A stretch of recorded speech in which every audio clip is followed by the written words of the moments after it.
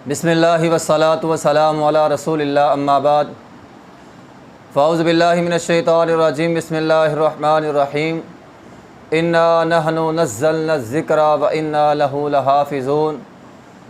अल्लाह रब्बुल इज़्ज़त फ़रमाते हैं, बेशक हमने इस कुरान को उतारा और हम ही इस कुरान की हिफाजत करने वाले हैं। कुरान अज़मत वाली किताब है, शान वाली किताब है। कोई इस बात को तस्लीम करे तो भी कुरान अज़मत वाली किताब है, कोई इस बात को तस्लीम न करे तो भी कुरान अज़मत वाली शान वाली किताब है। मोहतरम भाइयों, मौजूदा हालात में कुरान के ख़िलाफ़ प्रोपेगेंडा हुआ, कुरान की बेहुरमती की। ये कुरान की बेहुरमती सिर्फ़ आज के दौर में नहीं, बल्कि जब से कुरान का नज़ूल हो रहा था, कुरान उतर रहा था, तब से कुरान की बेहुरमती का आगाज़ हो चुका था। नबी अलैहिस्सलातु वस्सलाम ने जैसे ही कुरान मुशरिकीन मक्का को पढ़ के सुनाया, मुशरिकीन मक्का ने कुरान सुनने के बाद नबी अलैहिस्सलातु वस्सलाम को नाउज़ बिल्लाह जादूगर कहा, साहिर कहा, नाउज़ बिल्लाह काहिन कहा। नबी अलैहिस्सलातु वस्सलाम के बारे में इस तरह की बातें की गई। फिर अल्लाह रब्बुल इज़्ज़त ने इन बातों का जवाब कुरान में दिया। फरमाया कुल इन इज्तमाअतिल इंस वल जिन अला अन यअतू बिमिस्लि हाज़ल कुरान, सारे के सारे लोग जमा हो जाओ, इस कुरान की मिसल एक कुरान ले आओ। जब ये मुशरिकीन मक्का चैलेंज को कबूल न कर सके, फिर इन्होंने क्या किया, कुरान की बेहुरमती का एक और तरीक़ा अपनाया। वो क्या था, अबू जहल ने वलीद बिन मुगीरा को मुंतखब किया। ये वलीद बिन मुगीरा कुरैश का सबसे बड़ा सरदार था। वैसे तो और बहुत सारे सरदार थे, लेकिन सबसे बड़ा सरदार वलीद बिन मुगीरा, जिसका इंतखाब अबू जहल ने किया कि तू हमारे दरमियान सबसे सियाना है, सबसे समझदार है, जा इस इंसान के पास। नबी अलैहिस्सलातु वस्सलाम की तरफ इशारा करके फ़रमाया, इसकी तरफ जा और जाकर इससे बात करके आ।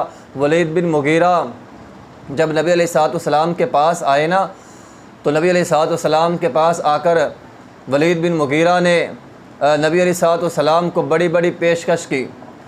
कहने लगा, अगर सरदारी चाहिए, कुरैश का सरदार सबसे बड़ा मैं हूँ, मक्के का, मैं सरदारी तुझे देता हूँ। अगर ख़जाना चाहिए, दौलत निछावर कर देते हैं। नबी अलैहिस्सलातु वस्सलाम ने सारी बातें सुनी। सारी बातें सुनने के बाद नबी अलैहिस्सलातु वस्सलाम ने वलीद बिन मुगीरा को कुरान पढ़ के सुनाया।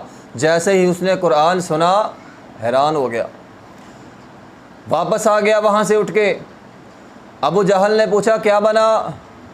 वलीद बिन मुगीरा कहने लगा, मैंने बड़े बड़े काहिन सुने हैं, बड़े बड़े शायरों की बातें सुनी हैं, जादूगरों की बातें भी सुनी हैं।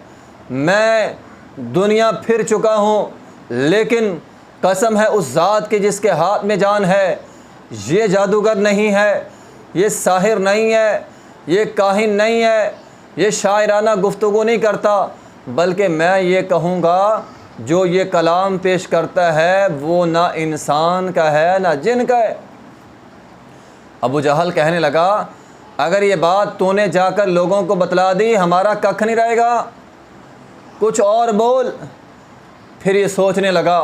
कुरान ने नक्शा खींचा, सुम्मा नज़र सुम्मा अबसा व बसर सुम्मा अदबर वस्तकबर फ़क़ाल इन हादा इल्ला सिहरुन युसर। सोच सोच कर कहने लगा, ये जादूगर है। इसने नाउज़ बिल्लाह कुरान को, नबी अलैहिस्सलातु वस्सलाम को जादूगर कहा। अल्लाह रब्बुल इज़्ज़त ने कुरान मजीद के अंदर जवाब दिया, सउस्लीही सकर वमा अदराका मा सकर ला तुबक़ी वला तज़र लव्वाहतुल लिल बशर। अल्लाह ताला फरमाते हैं, हम ऐसे जहन्नम के अंदर फेंकेंगे जो जहन्नम इसके चीथड़े उड़ा कर रख देगी। तो मोहतरम भाइयों, ये शुरू से चला रहा है। तब अल्लाह रब्बुल इज़्ज़त ने कुरान की चूँकि हिफाजत का ज़िम्मा लिया हुआ है, अल्लाह ताला ने हर दौर में कुरान की जो है वो हिफाजत की है। आज स्वीडन ने या चंद सालों पहले नॉर्वे ने कुरान की बेहुरमती की। और मोहतरम भाइयों, कुरान की हिफाजत का ज़िम्मा चूँकि अल्लाह ने लिया है, ये स्वीडन भी ख़त्म हो जाएगा, ये नॉर्वे भी ख़त्म हो जाएगा, ये दुनिया सारी ख़त्म हो सकती है, लेकिन कुरान चूँकि अल्लाह की कलाम है, कुरान बाकी रहेगा।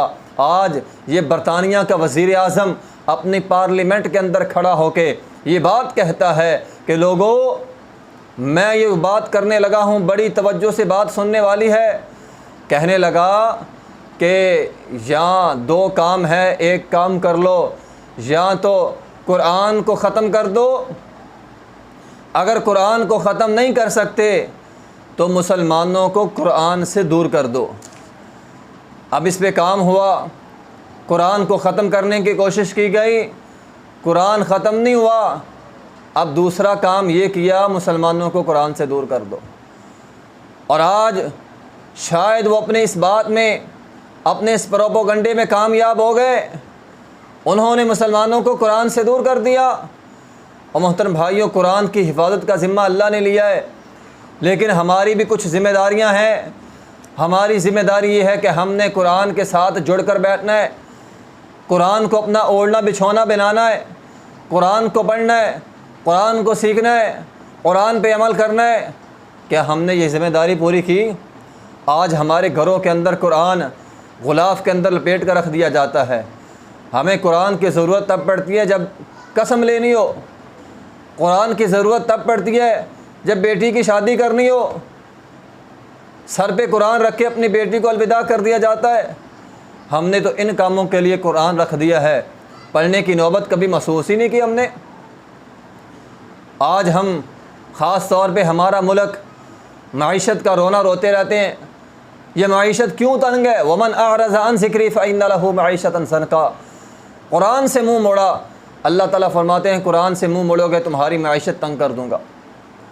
आज हमारी मुल्क की माइशत कमज़ोर, आज हमारे घरों में हमारी घरेलू माइशत कमज़ोर, ख़र्चे पूरे नहीं होते। वजह क्या है? कि हमने कुरान से मुँह मोड़ा हुआ है। इसलिए मोहतरम भाइयों, दुश्मन साजिश करता है मुसलमानों को कुरान से दूर करो। ये हमारी ज़िम्मेदारी है कि हमने कुरान से दिल लगी करनी है। और मोहतरम भाइयों, ज़्यादा नहीं तो कम अज़ कम अपने 24 घंटों में से थोड़ा सा वक़्त कुरान को ज़रूर दें। 10 आयतें, 5 आयतें कम अज़ कम कुरान की तर्जमे के साथ कुरान को समझ कर ज़रूर पढ़ें, कुरान को अपना ओढ़ना बिछौना बनाएं। अगर ये काम हमने कर लिया, दुनिया भी हमारी है, आखिरत भी हमारी होगी। दुनिया में भी कामयाब हैं, आखिरत में भी कामयाब हैं। नबी अलैहिस्सलातु वस्सलाम ने फरमाया था, इस कुरान की वजह से अल्लाह कौमों को इज़्ज़त देता है और इस कुरान की वजह से अल्लाह कौमों को ज़लील करता है। जो कौमें कुरान को अपना ओढ़ना बिछौना बना लेती हैं वो कौमें तरक्की पाती हैं, और जो कौमें कुरान को छोड़ देती हैं वो कौमें ज़िल्लत और रसवाई उनका मुकद्दर बन जाती है। इसलिए कुरान को पढ़ना, कुरान को सीखना, कुरान को समझना, कुरान पे अमल करना, ये हमारी ज़िम्मेदारी है।